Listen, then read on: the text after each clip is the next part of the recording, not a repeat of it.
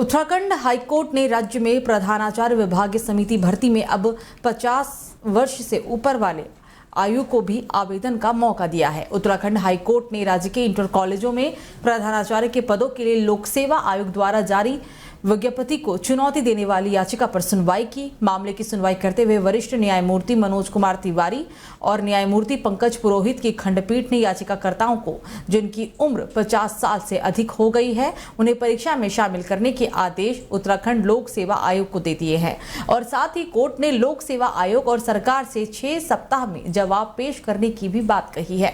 Court ने यह भी कहा है कि भर्ती परीक्षा की पूरी प्रक्रिया कोर्ट के निर्णय के अधीन ही रहेगी। इस मामले पर हालांकि अब सुनवाई 24 जून को होगी।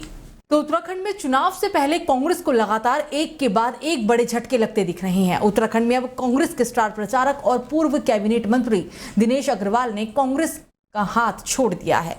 उन्होंने पार्टी की प्राथमिक सदस्यता से इस्तीफा दे दिया। सूत्रों के मुताबिक वो जल्द ही कार्यकर्ताओं के साथ बीजेपी का दामन थाम सकते हैं। दरअसल दिनेश अग्रवाल 1993 और 1996 में उत्तर प्रदेश के समय देहरादून विधानसभा सीट से चुनाव लड़े, लेकिन हरबंस कपूर से हार गए। राज्य बनने के बाद 2002 और 2007 में लगातार 2 चुनाव में उन्होंने लक्ष्मण चौक सीट पर नित्यानंद स्वामी को हराया और फिर 2012 में धर्मपुर विधानसभा सीट पर प्रकाश दयानी को हराकर विधायक बने। 2017 में हालांकि चुनाव में वो बीजेपी के विनोद चमोली से हार गए थे और इसके बाद 2018 में मेयर नगर निगम का भी चुनाव वो हार गए। इन 2 हार के बाद से ही दिनेश अग्रवाल पार्टी में तो रहे, लेकिन उनकी भूमिका ज्यादा प्रभावशाली नहीं थी। पिछले कुछ दिनों से उनके बगावती सुर भी सुनने को दिख रहे थे। तो नानकमत्ता कार सेवा डेरा प्रमुख बाबा तरसेम सिंह के अंतिम भोग अरदास में मुख्यमंत्री पुष्कर सिंह धामी भी पहुंचे। सीएम धामी डेरा साहिब पहुंचने पर जहां उन्होंने सबसे पहले स्वर्गीय बाबा तरसेम सिंह के तस्वीर पर पुष्पांजलि अर्पित कर श्रद्धा सुमन अर्पित की और साथ ही डेरा साहिब में पाठ के लिए रखे गए ग्रंथ साहिब के आगे भी शीश झुकाया। आपको बता दें कि बीती 28 मार्च की सुबह बाबा तरसेम सिंह की उनके ही डेरे के प्रांगण में 2 व्यक्तियों द्वारा गोली मारकर निर्मम हत्या कर दी गई थी और इस मामले में अब तक पुलिस द्वारा 4 आरोपियों को भी गिरफ्तार किया जा चुका है। साथ ही घटना को अंजाम देने वाले शूटरों की भी पुलिस तलाश कर रही है। इस दौरान सीएम पुष्कर सिंह धामी ने कहा कि बाबा जी किसी के कार्य के लिए नहीं मना करते थे, जिनकी पहुंच कहीं भी नहीं होती थी वो बाबा जी तक पहुंच सकता था।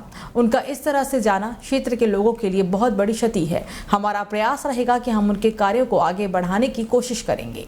साथ ही सीएम धामी ने यह भी कहा कि कानून अपना काम कर रहा है और जल्द ही सभी अपराधी कानून की गिरफ्त में होंगे। सेवा के माध्यम से सबकी सेवा करते थे। जिन लोगों की कहीं पहुंच नहीं होती थी, बाबा जी तक उनकी पहुंच जाती थी।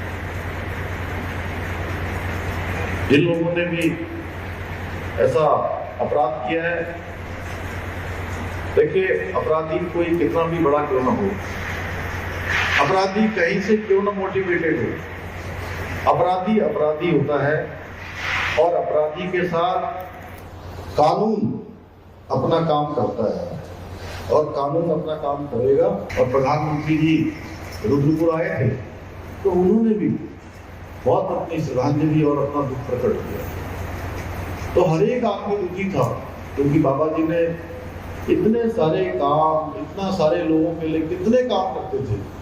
बोलते कम थे लेकिन किसी का भी कोई काम करता था। तो रमजान के पाक महीने में रोजेदारों को इफ्तारी कराने वालों को भी सवाब मिलता है, जिसको लेकर हर कोई बढ़ चढ़कर भागीदारी भी करता है।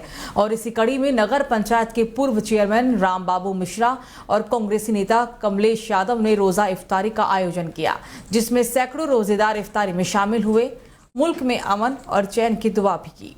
नगर पंचायत में स्थित जामा मस्जिद के निकट नगर पंचायत पूर्व चेयरमैन राम बाबू मिश्रा और कांग्रेस नेता कमलेश यादव के द्वारा रोजा इफ्तार का आयोजन किया गया था, जिसमें सैकड़ों रोजेदार ने इफ्तारी की है। इस और कार्यक्रम के दौरान मौजूद रोजेदारों और क्षेत्र के गणमान्य लोगों ने देश में अमन चैन की दुआ भी मांगी और रमजान के पवित्र माह की सभी को मुबारकबाद दी है। आज रमजान के महीने में हमारे द्वारा ये रोज़ा इफ्तार का कई वर्षों से प्रोग्राम रखा जा रहा है। आज हमारी तरफ से और हमारे कमलेश यादव द्वारा ये प्रोग्राम रखा गया रोज़ा इफ्तार का।